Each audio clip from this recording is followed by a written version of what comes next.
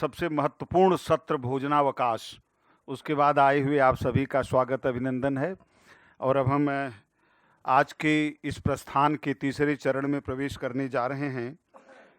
तीसरे सत्र के लिए हमने सुविधा के लिए इसे 2 छोटे भागों में विभाजित किया है।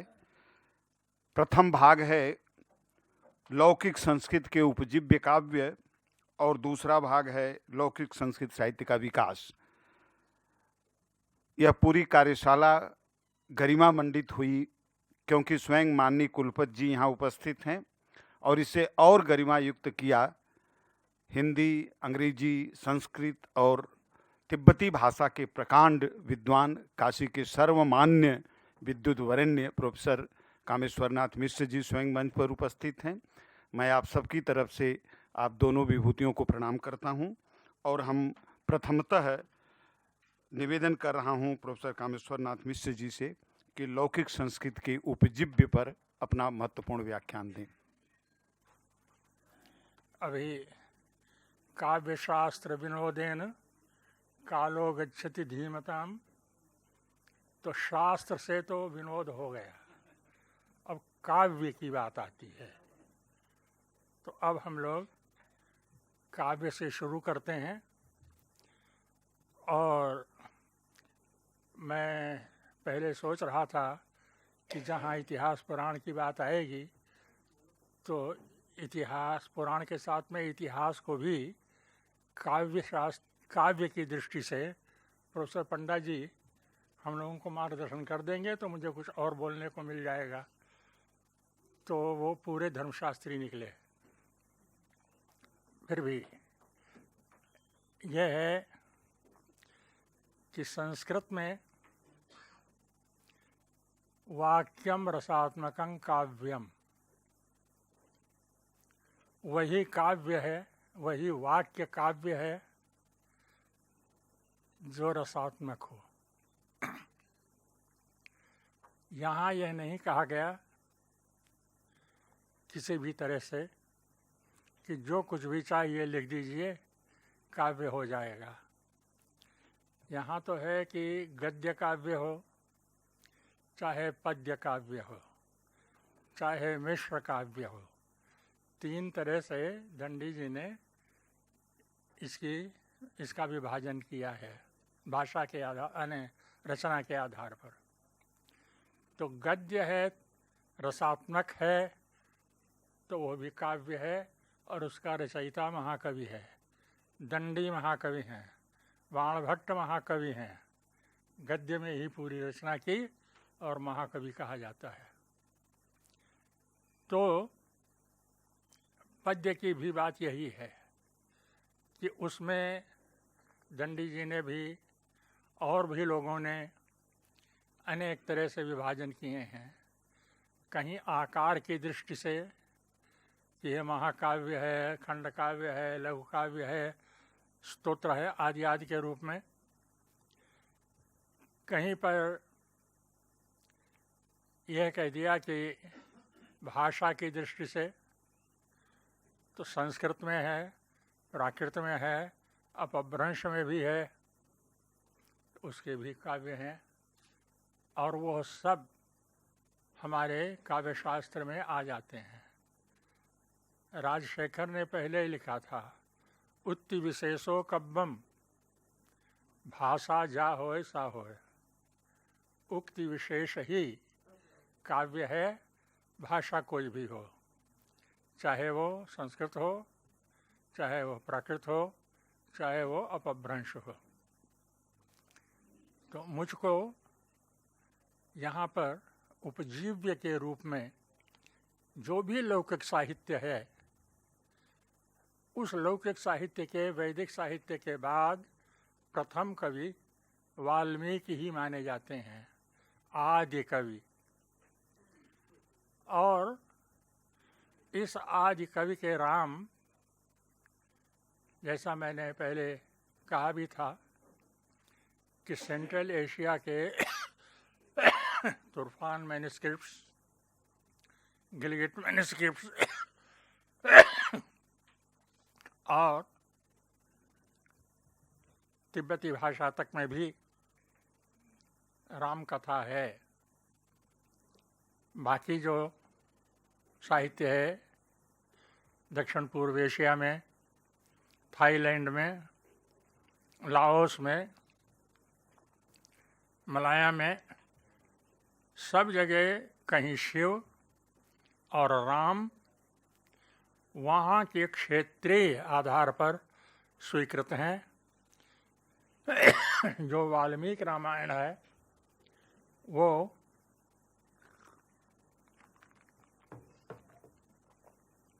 ज्यों का त्यों कहीं भी मान्य नहीं है। भारतवर्ष में ही उसके तीन संस्करण, कश्मीरी संस्करण है, वंगीय संस्करण है, दक्षिण भारतीय संस्करण है। यही दशा महाभारत के भी बारे में है, उसके भी अनेक संस्करण हैं।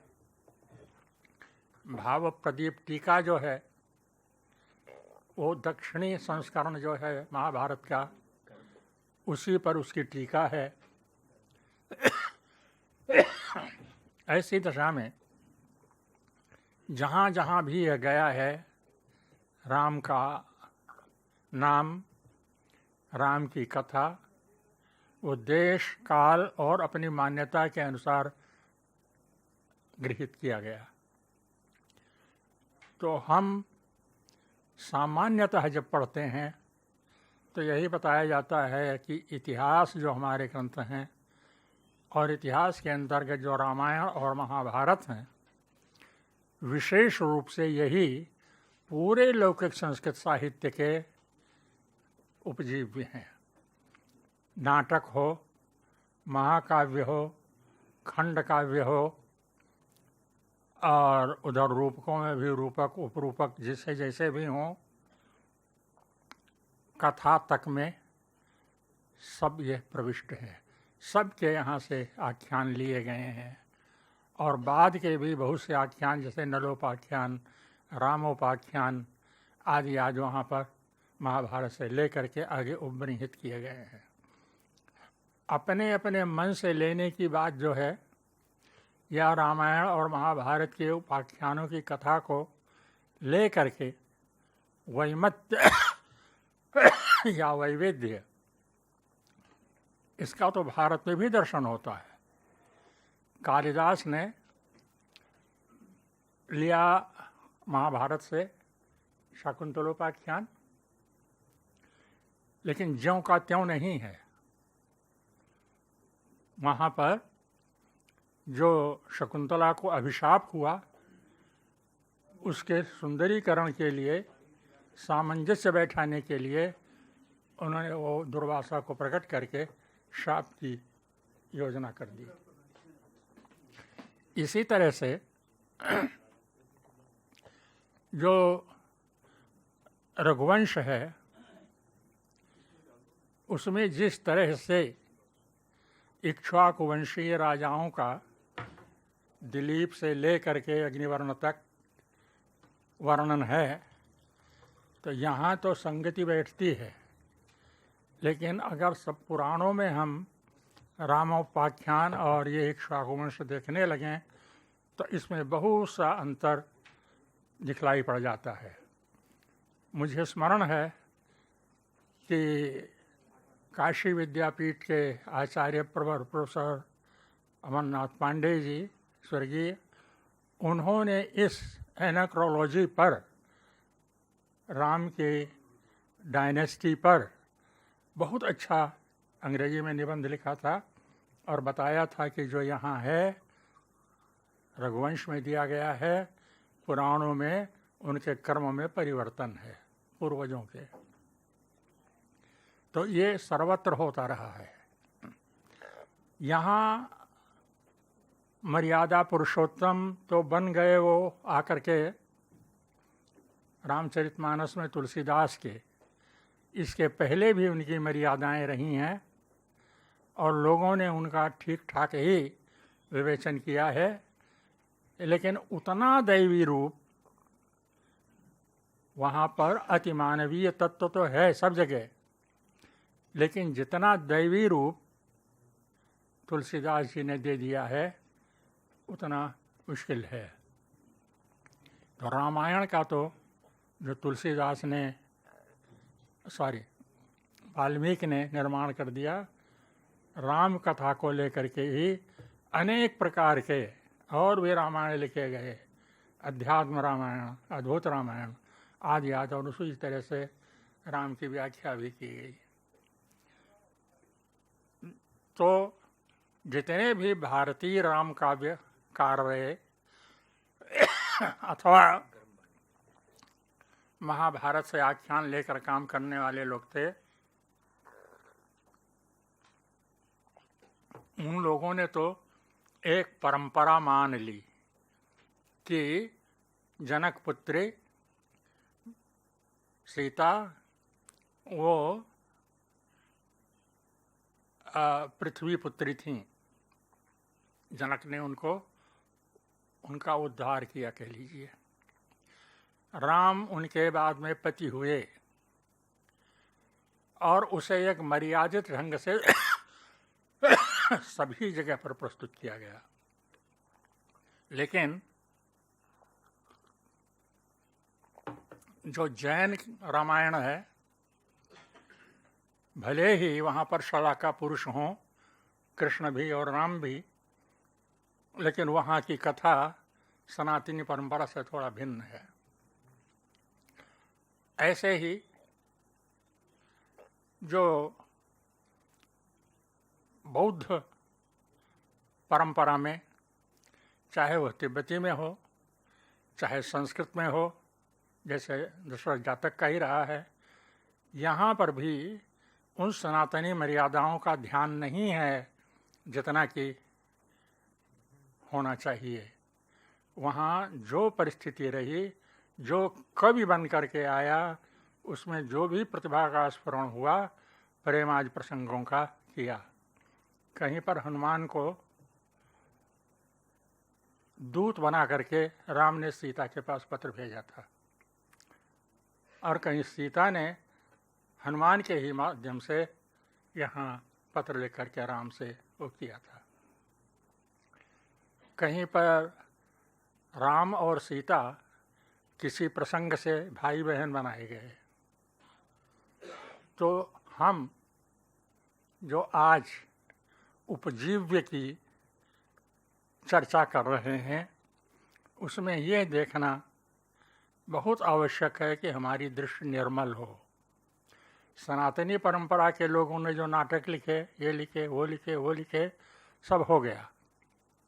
बौद्ध परंपरा में जो जहाँ जैसी मान्यता थी वैसा हो गया, और उसे उसी रूप में अपने साहित्य के इतिहास में हमें प्रस्तुत करना है, निष्पक्ष भाव से।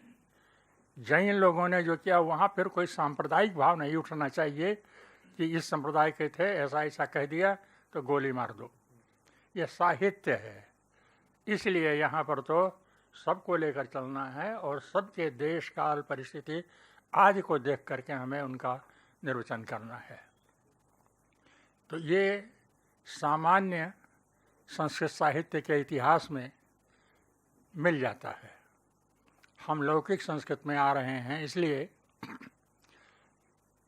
रामायण से प्रारंभ हुई लौकिक संस्कृत, महाभारत और रामायण के भी काल में विभेद माने वैमत्य है, कौन पहले था कौन बाद में था, और लोगों ने किसी का समय, अब राम के समय से हम लेकर के चलें तो कितना प्राचीन हो जाएगा रामायण, जो उनके समय में ही लिखा गया। महाभारत का ही जो इतिहास ऐतिहासिक दृष्टि से पूना के शोध संस्थान ने प्रकाशित किया, सुखथनकर, बेलवणकर, पीएल वैद्य आदि आदि लोगों ने, तो इन लोगों ने तो 400 ईसा पूर्व से लेकर के 400 ईस्वी तक का सब कुछ रखा है। तो इसको देखना चाहिए, और इसके विषय में आपको बहुत सी सामग्री मिल जाएगी। यद्यपि वह ग्रंथ मेरे जन्म से 1 वर्ष पहले प्रकाशित हो चुका था, 37 में ही,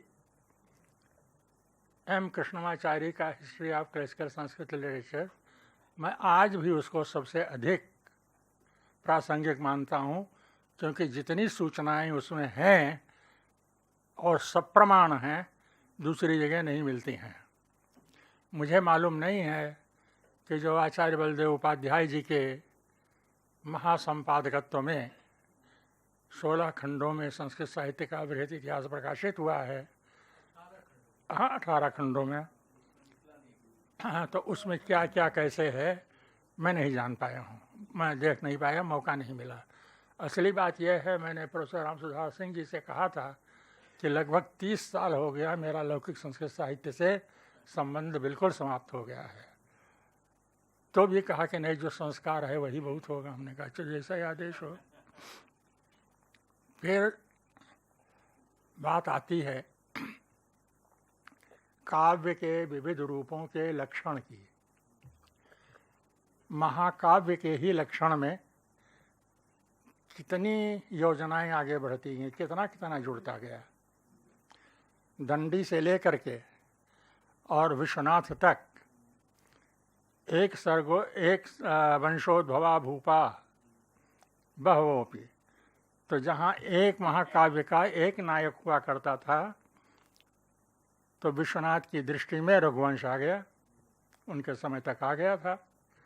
उन्होंने देखा तो कहा कि एक वंश के बहुत से हैं, इसलिए इसको भी हम महाकाव्य मान ले रहे हैं। जहाँ सर्गा अष्टाधिका, अब अष्टाधिक सर्ग हैं कहीं तो भी ठीक है, नहीं तो लोलिम्बराज का एक हरिविलास महाकाव्यम है, बहुत ललित है, उसमें 7 ही सर्ग हैं, बहुत ललित है वो। तो इस तरह से सभी लक्षण सभी जगह नहीं घटित होते हैं। दूसरी बात यह है कि जो हमारे सनातनी ही कह लें उनको, हिंदू काव्यशास्त्री हुए, उन लोगों ने जितने भी ये हमारे उपजीव्य आश्रित ग्रंथ थे, इनको सबको लेकर के लिखा। और अब उसी दृष्टि से उनको जो जो प्राप्त था उसको दृष्टि में रख करके लक्षण किया।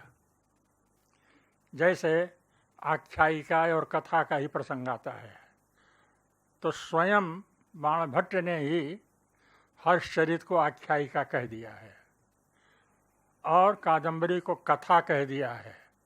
2 भेद वहाँ उन्होंने अंतर कर दिया कि एक जो पुरुष विशेष से संबद्ध प्रत्यक्ष आत्मोपाख्यान सहित भी हो सकता है, विवरण है वो आख्यायिका है, बाकी जो है वो कल्पित है, उसका आधार वो सब है।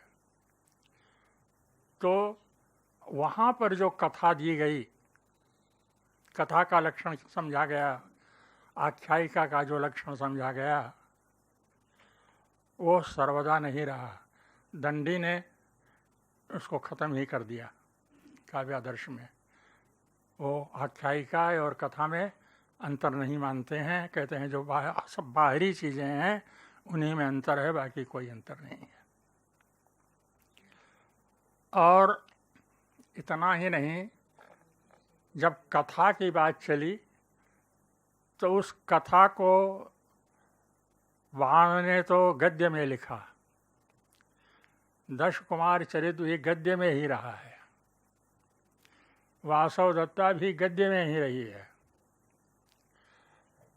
इसलिए यह समझ लिया कि कथा माने जो गद्य में लिखा जाए।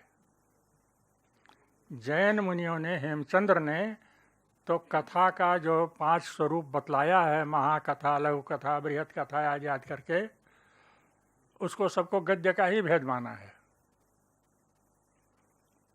लेकिन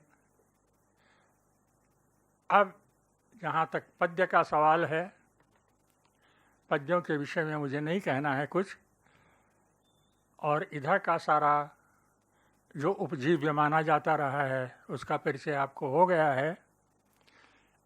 अब मैं थोड़ा दूसरी दिशा में आता हूँ। एक, इस कथा को ऐसे छोड़ दीजिए तो एक गैर रामायणीय और गैर भारतीय उपजीव्य भी रहा है, जिसको ले करके बहुत बहुत सी रचनाएं की गई हैं, सनातनियों के द्वारा भी, जैनों के द्वारा भी और बौद्धों के द्वारा भी। यह रही बृहत कथा की परंपरा। इस बृहत कथा गुणाढ़ की पैशाची में थी, उपलब्ध नहीं होती रही, तो उसको स्वरूप देने के लिए कथा सरित सागर लिखा गया, सोमदेव ने लिखा। उससे भी थोड़ा सा संक्षेप में क्षेमेंद्र ने बृहत कथा मंजरी लिख दिया। बुद्ध स्वामी ने ये बृहत कथा क्या श्लोक संग्रह कर दिया। अब इसमें जितने भी हैं उनके अलग अलग संस्करण भी हो गए हैं। आज जो बृहत कथा श्लोक संग्रह हम लोग प्राप्त कर रहे हैं वह एक नेपाली संस्करण है जो हमें प्राप्त है, और उसको ही हम बृहत कथा श्लोक संग्रह मानकर चल रहे हैं, और जो उसके रूप हैं वो नहीं है। तो यह एक विशिष्ट परंपरा रही है, जिसको अंग्रेजी में जो जो नाम दिए गए हैं, किसी को डिडेक्टिक टेल्स कहा गया, किसी को फेरी टेल्स कहा गया, किसी को कुछ कहा गया, लेकिन यह बात अवश्य है कि ज्यों का त्यों उनका वो लक्षण हमारे यहाँ नहीं घटित होता है। अब कथा सरित सागर में तो गंधर्वों की, अप्सराओं की, इनकी सबकी पूरी लिस्ट है। सारी कथा ही इन्हीं पर विभिन्न रूप से प्रस्तुत की गई है। बहुत काव्यात्मक है और बड़ी ही रोचक सामग्री भी वो प्रस्तुत करता है। गुणाढ़ की बृहत कथा का जो पैशाची भाषा का रूप है, इसको भी उन्होंने उसमें दिखा दिया है। एक जगह कि एक पंडित जी थे, उनको वहाँ से भगा दिया गया, उज्जैन जा रहे थे, बीच में जंगल पड़ गया, वहाँ पर पिशाच लोग रहते थे, और रह करके उन्होंने सुना और पैशाची भाषा हो गई। वही पैशाची भाषा थी, अब पता नहीं क्या थी, लेकिन वे सब तो कथानक है ही है। तो उनकी ये चली, एक धारा ये चली। दूसरी धारा पंचतंत्र की चली, जो उससे ठीक भिन्न थी। इसको हम नीति कथा भी कह सकते हैं और मात्र कथा कह सकते हैं। इसका विश्व में खूब प्रचार हुआ, विशेष करके जो मध्य पूर्व एशिया का ईरानी इलाका रहा, वहाँ पर यह बहुत प्रचलित रहा, और यमनक दगनक नाम से इसका वहाँ पर अनुवाद भी हुआ।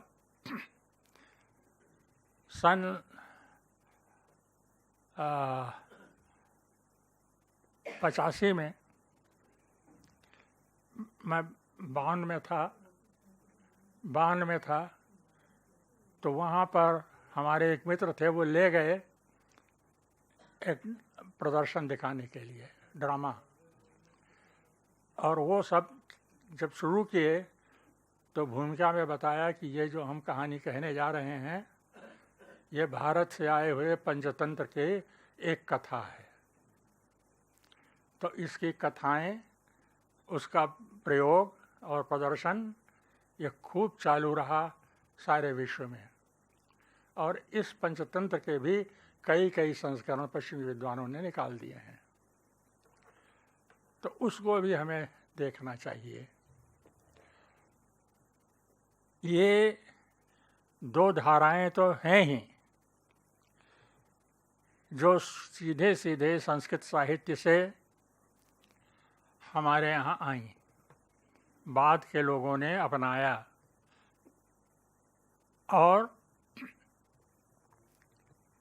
और भी एक विधा है जो बौद्ध विधा है, शुद्ध बौद्ध विधा है, जो केवल बौद्ध साहित्य में ही दृष्टिगोचर होता है, दूसरी जगह नहीं। जैसे अवदान है, तो अवदान का अमर सिंह ने भले ही अवदान अपदान क्या क्या कह करके उसको कर दिया हो, लेकिन कौन सा ग्रंथ ऐसा उदाहरण नहीं है। लेकिन अवदान शतक यह बुद्ध वचन है और 3री शताब्दी ईस्वी में इसका चीनी भाषा में अनुवाद हो गया था। उसके बाद में क्षेमेंद्र के अवदान कल्पलता और फिर कितने कितने अवदान, 25 अवदान लिखे गए। ये शुद्ध बौद्ध प्रयोग है और उसका आधार है। जातक उसके बाद आते हैं। यह भी केवल बौद्ध साहित्य का ही अपना प्रभाव है और उसी का विषय है। जातक और अवदान को सीधे सीधे भेद कर पाना और 100% परिभाषा दे देना बड़ा मुश्किल है, क्योंकि कहीं कहीं पर ओवरलैपिंग हो जाती है। कहीं पर कोई जातक है तो उसको अवदान कह दिया गया है, परवर्ती लोगों ने कहा, और कहीं पर अवदान है तो जातक कह दिया। लेकिन यह माना जा रहा है कि जो बुद्ध के कर्म हैं, तथागत के थे, उनकी जो स्टोरी है वो अवदान है, पवित्र कर्म है सब। और जो जातक है वो बोधिसत्वों की कथा है, जो विभिन्न रूपों में पाया जाता है। यह आवश्यक नहीं था कि वो बुद्ध ही हों, वो सब वही हैं, जातक ही जातक हैं। तो इधर उन विषयों को लेकर के संस्कृत में महाकाव्यकार अश्वघोष ने बुद्ध चरितम और सौंदर्यनंदन की रचना की। बुद्ध चरित का तो अनुवाद तिब्बती भाषा में हो गया, लेकिन सौंदर्यनंद का नहीं हुआ। ऐसे ही एक वहाँ पर पता नहीं क्या चलता रहा पहले आचार्यों के मन में। इधर के आचार्यों को, सनातन धर्मियों के आचार्यों को देखिए तो कहीं पर भी बौद्ध काव्य का उदाहरण या लक्षण नहीं दिया है, जबकि काव्यादर्श पर रत्नश्री की टीका में बौद्ध प्रसंग भी हैं और इधर के साहित्य से भी उदाहरण दिए गए हैं। और न इन बौद्ध काव्यों को देख करके किसी ने अपने लक्षण में समावेश किया है उसका। बिल्कुल अपवाद के रूप में शिवस्वामी ने कप्पिणाभ्युदय महाकाव्य लिखा है। कप्पिण जातक रहा, कप्पिण अवदान भी था, एक पहले का राजा था, तो वो युद्ध करता था, लोगों को परास्त करता था, दिग्विजयी हो रहा था। एकाएक ऐसा हुआ कि वो हार गया। जब हार गया तब क्या करे? महात्मा के पास गया। महात्मा जी ने उनको उपदेश दिया और वो बौद्ध मार्ग में प्रवृत्त हुए, उन्हें शांति मिली। तो वस्तुतः देखा जाए तो वह तो था कप्पिण का पराजय, लेकिन कप्पिणाभ्युदय इसलिए कहा गया क्योंकि पराजित होने के बाद में ही धर्म में उसका प्रवेश हुआ। मम्मट एकमात्र संभवतः क्षेत्रीय होने के कारण उनके एक श्लोक का उदाहरण दिए जो मुझे याद पड़ रहा है, जो भद्रात्मनो, हाँ, तो ऐसे ही यह वहीं का है, ये कप्पिणाभ्युदय का ही है। और इसको सबको मुझे देखने का मौका मिला। हमारे मित्र प्रोफेसर हान, जो अब दिवंगत हो गए, मिशेल हान, वो इस ग्रंथ का संपादन कर रहे थे। दुर्गा प्रसाद शास्त्री ने सन 38 में टूटी फूटी पांडुलिपियों को लेकर के कुछ किया था उसका, और उन्हें जापान से, जर्मनी से और कहीं कहीं से पूरी पांडुलिपियाँ मिल गईं और उसका उन्होंने संपादन किया। उसी में सहयोग के लिए उन्होंने मुझे 3 महीने बुलाया था वन में। उसी का कुछ अंश रह गया, तो उसके लिए जब मारबुर्ग में आए तो फिर 3 वर्ष के लिए गया। तो ऐसा ऐसा सब वहाँ देखने को मिला कि वही एक ऐसे हमको आचार्य दिखे। मेरा ज्ञान बहुत सीमित है, मैं बहुत ज़्यादा नहीं पढ़ पाया हूँ, बताया हूँ 30 वर्षों से तो बिल्कुल ही नहीं जान पा रहा हूँ क्या हो रहा है दुनिया में। या A.K. वार्डन ने जो अपना बहुत विशाल संस्कृत साहित्य का इतिहास लिखा, उसमें कहाँ कहाँ क्या क्या जोड़ा है क्या नहीं जोड़ा है मैं नहीं जानता। लेकिन मुझे एक ही वो ग्रंथ ऐसा मिला जो बौद्ध विषय को लेकर के अबौद्ध विद्वान के द्वारा लिखा गया, और बहुत प्रौढ़ काव्य है वो। ऐसा नहीं है, वहाँ पर भाषा यमक भी है, और यमक की जो भरमार है, प्राकृत और संस्कृत का भी सब वहाँ मेल है। ऊपर ये है, नीचे ये है, द्व्यर्थक भी है। हाँ, चित्रबंध क्या कहें, वो तो महाकाव्य है, सीधे सीधे कह रहे हैं। तो वो मुझे बहुत आकृष्ट हुआ, और पहली बार मैंने जाना कि ये भद्रात्मनो ये जो है ये उनका श्लोक है, बौद्ध श्लोक है जो वहाँ से आया है, नहीं तो किसी में भी हमें नहीं मिला। और भी अगर हो तो मैंने उसका स्रोत ढूंढने का प्रयास नहीं किया। जातक का जहाँ तक प्रश्न है, अवदान का जहाँ तक प्रश्न है, तो अवदान तो स्वयं में अवदान शतक जैसा मैंने कहा पूरी तरह से बुद्ध वचन है ही।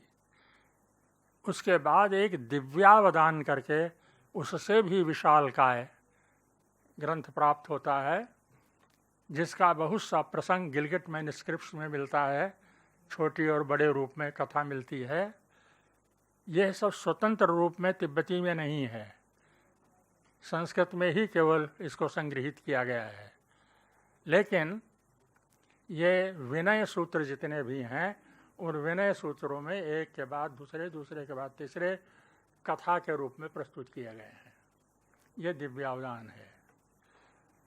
और जातक जो आर्यशूर की बहुत प्रसिद्ध रही है, उसका प्रकाशन कई जगहों से हुआ, आज भी होता जा रहा है, और कोई न कोई नया शब्द वहाँ मिलता जा रहा है। कर्ण इंस्टीट्यूट में, लाइडेन में लोग अभी भी जुटे हुए हैं।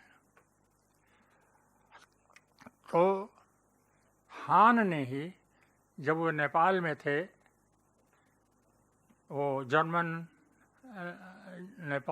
नेपाल वो जो मैन्युस्क्रिप्ट प्रोजेक्ट था उसके डायरेक्टर थे, तो एक बार यहाँ आए थे, तभी उनसे भेंट भी हुई।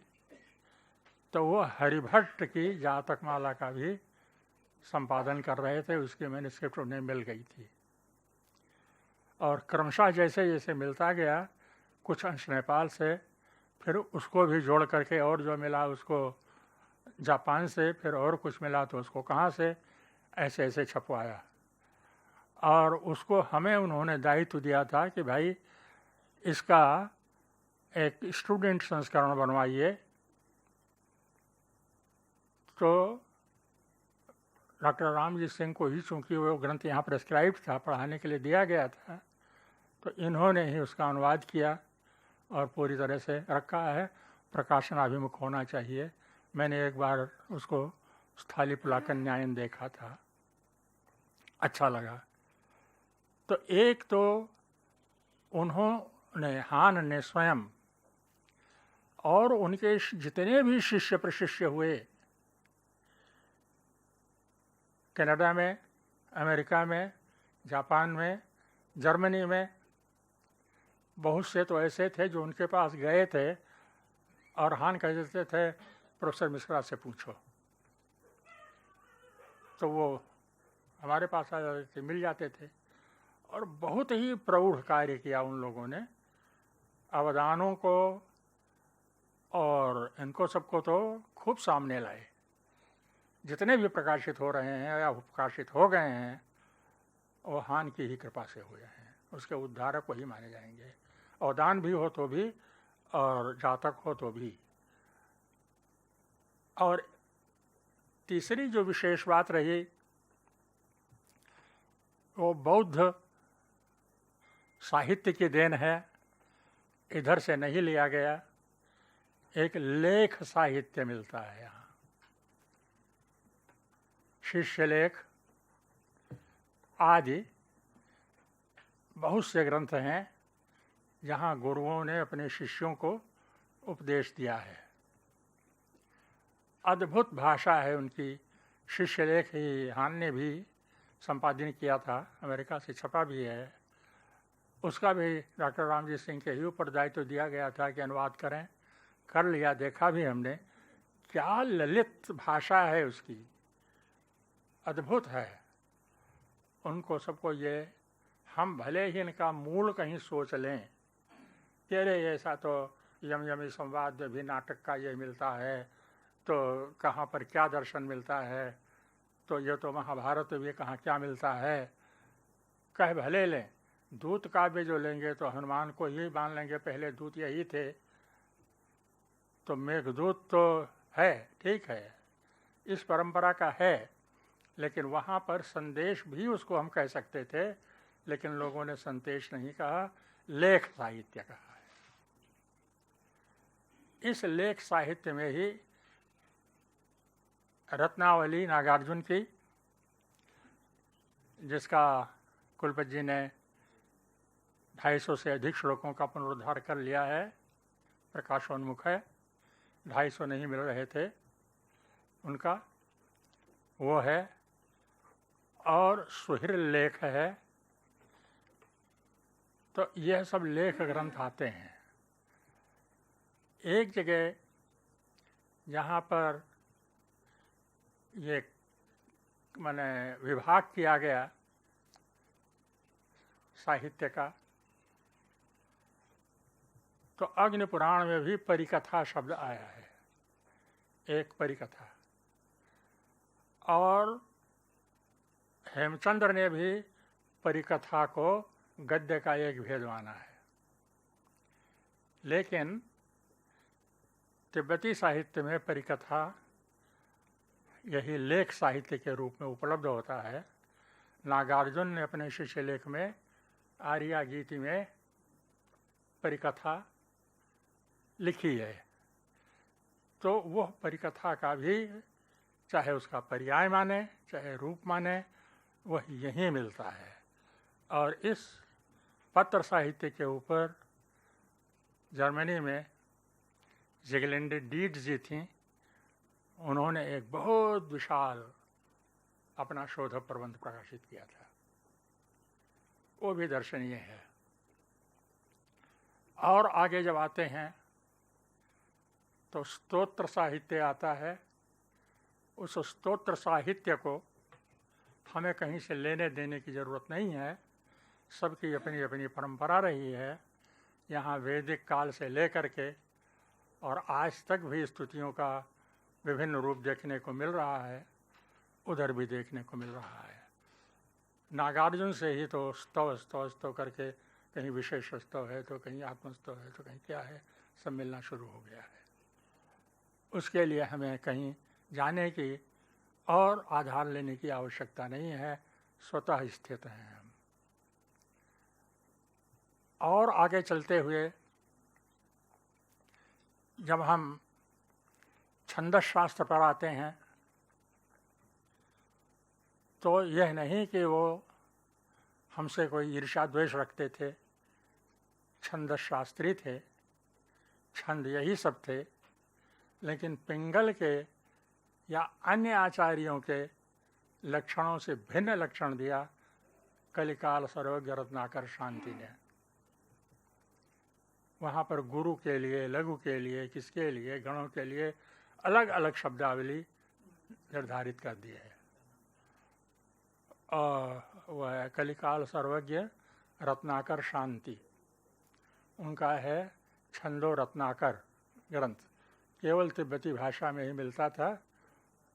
उसको हमें लोगों के अब दिवंगत हो गए सहयोगी लोसन नोरबू शास्त्री जी ने संस्कृत में पुनरुद्धार भी किया था और हिंदी अनुवाद भी किया था, भूमिका भी बहुत अच्छी दी थी, यहाँ से प्रकाशित है।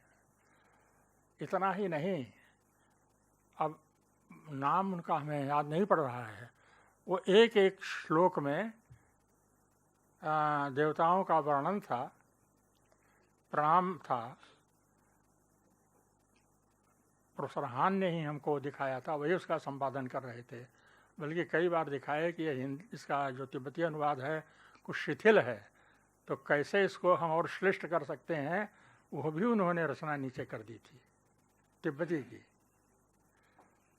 और वो जो छंद है उसी में उसका लक्षण भी है और स्तुति भी है। तो इस तरह से ये निहायत नई चीज़ें हम लोगों को उस बौद्ध परंपरा से मिल रही हैं।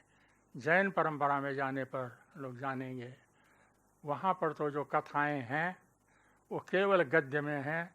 जैन मुनियों ने बहुत सा लिखा है, कहीं कहीं पर हिंदू धर्म पर आक्षेप भी विशेष रूप से किया है, लेकिन वो सब गद्य में है। इसलिए उनके लिए जो लक्षण दिया हेमचंद्र ने, उन 8 प्रकारों में से कुछ भी हो सकता है। तो ये विशेष चीज़ें हैं जो हमें देखनी हैं। काव्य शास्त्र के विषय में एकमात्र काव्यादर्श दंडी का वही तिब्बत में पहुंचा था, और शाक्य परंपरा के 11वीं-12वीं शताब्दी के आचार्य शाक्य पंडित आनंदध्वज, उन्होंने उसके लगभग 50 कारिकाओं का प्रथम बार अनुवाद किया और वहाँ पर प्रचालन किया, और कई कई श्लोकों के तो एक एक दो दो शब्द ले करके पैराफ्रेजिंग करते चले गए हैं। यह उनके खिंजुग में विद्वत अवतार द्वार नाम का ग्रंथ है, उसमें उन्होंने खूब लिखा है। तो उसको हमें देखना चाहिए। उनका एक विशेष योगदान रहा, मुझे कहना तो नहीं चाहिए इस प्रसंग में, लेकिन जो हमारे भारतीय महापंडित यहाँ बैठे हुए हैं उनके कान में यह बात डालना मैं सोचता हूँ अच्छा रहेगा। और अपने संपादक आचार्य जी से भी मैं निवेदन करूँगा कि वो काव्यशास्त्र का, तिब्बत में काव्यशास्त्र ऐसा करके एक अलग चैप्टर रखें, चाहे उसे सप्लीमेंट में जोड़ दें, और उस 30-40 श्लोक से ले करके शाक्य पंडित के बाद में कई संशोधन हुए, लगभग 51 टीकाएँ उसके ऊपर बौद्ध आचार्यों ने लिखी, तिब्बती आचार्यों ने। 13वें दलाई लामा जी ने भी उसके ऊपर नोट लिखा है।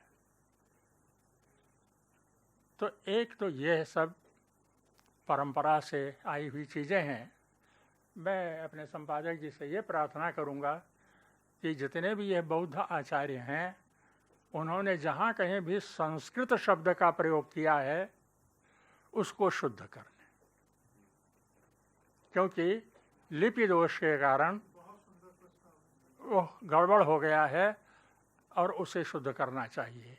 जैसे बहुत सी चीज़ें ऐसी रही हैं जो परंपरा विच्छिन्न हो गई भारतीय पंडितों की और बहुत तिब्बती पंडितों के साक्षात संबंध की। नहीं तो कश्मीर से खूब जाते थे और इधर नेपाल साइड से तो जाना ही होता था, नालंदा से तो लोग गए ही थे। तो उन्होंने जितना भी लिखा है, जितने भी पंच विद्या स्थान माने जाते हैं, तो और आचार्यों ने और संप्रदाय वालों ने तो दर्शन को ही खूब प्रधान मान करके उसी पर खिंचाई की है। लेकिन उन्होंने पंच महाविद्याओं को, एक सूत्रालंकार ग्रंथ है उसमें कहा गया है कि जब तक पंच महाविद्याओं में कोई पारंगत नहीं होता तब तक बुद्ध नहीं हो सकता। तो उन्होंने उसका भी खूब प्रचार करना शुरू किया। दर्शन में तो प्रमाण शास्त्र आदि आदि दर्शन और दूसरे अंश खूब लिखे, लेकिन कोश की प्रवृत्ति उन्होंने वहाँ से शुरू की, अमर कोश को दे करके उसका ट्रांसलेशन किया। ऐसे ही और छंदस शास्त्र के ऊपर उन्होंने लिखा, गंधर्व शास्त्र के ऊपर भी उन्होंने लिखा, और स्तुतियाँ तो बहुत सी लिखी हैं। 3 मोटे मोटे खंडों में केवल उन्हीं की कृतियों का प्रकाशन हुआ है। ये सब देखने की बात है। मुझे वहाँ लगा एक जगह पर उस खिंजुक के ऊपर टीका करते हुए एक आचार्य ने लिखा, 2 मिनट में केवल, उन्होंने लिखा कि 3 बृहत्त्रयी लघुत्त्रयी पर उन्होंने टीका की, उसका उल्लेख उन्होंने किया था। तो टीकाकार जी को परंपरा छूट गई, संपर्क छूट गया, इसलिए अब क्या हो, तो उन्होंने बृहत्त्रयी का जो उल्लेख किया उसमें किरातार्जुनीयम तो लिखा, और दूसरा ये कालिदास का अष्टमंगल, और एक में एक कौन सी है, हाँ कथा कौन सी, एक नाम भूल रहा है मुझे, शायद वो अवदान कल्पलता ही है या किसका है, नाम लिया। तो ये सब ऐसे ग्रंथ हैं जो इस रूप में भारतीय परंपरा में मान्य नहीं है, क्योंकि मंगलाष्टक जो है कालिदास का लिखा हुआ मिलता तो है बाजार में, लेकिन वो महाकाव्यों में नहीं आता है। इसी तरह से किरातार्जुनीयम महाकाव्य में है, और इधर के लक्षणकारों ने तो जो भी बौद्ध अवदान ग्रंथ रहे हैं, चाहे जातक माला हो, चाहे अवदान कल्पलता हो, इसको सबको तो इधर कभी उदाहरण के रूप में रखा ही नहीं है, जैसा कहा मैंने पहले। लेकिन अब क्या करें, वो देना था, बृहत्त्रयी है तो कहना है। अर्थ के दृष्टि से अष्टमंगल बहुत बढ़िया है। लघुत्त्रयी में कालिदास के मेघदूत को तो किया उन्होंने, कुमार संभव को किया, लेकिन रघुवंश की जगह पर कुछ दूसरा नाम दे गए। तो अब यह सब संपर्क छूट जाने के कारण गड़बड़ियाँ होती चली गई। यह सब देखना चाहिए वहाँ पर जी।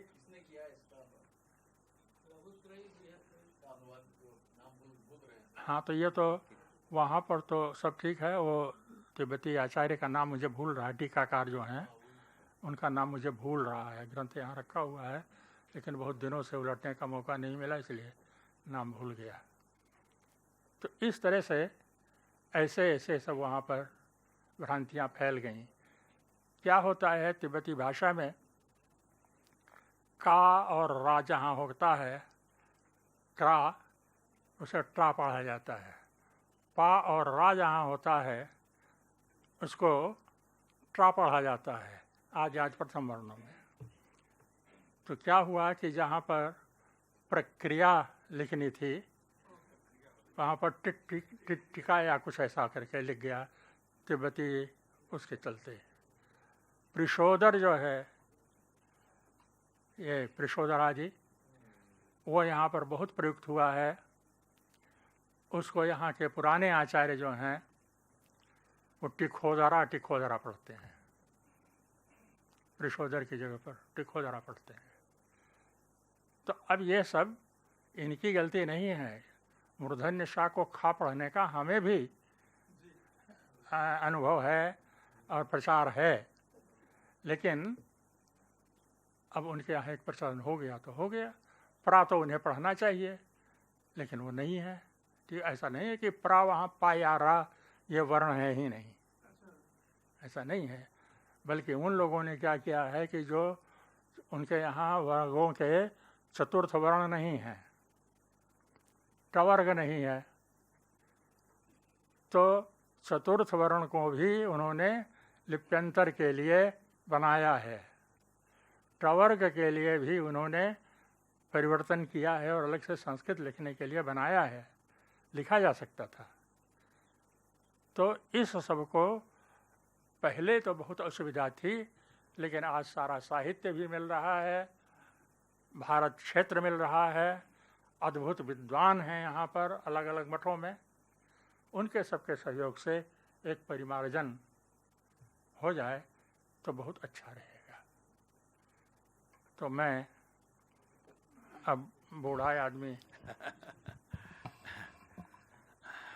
बहुत बहुत धन्यवाद इससे सर, हम क्या बहुत बोलूं? आभारी हैं आपके इस और ये महत्वपूर्ण जो है वक्तव्य के लिए। जैसे पंचतंत्र उनका सबका था, ऐसे ही फेरी टेल्स में ही सिंहासन द्वात्रिशिकाएँ और क्या जी क्या जी क्या जी जी। यह सब भी आ जाता है।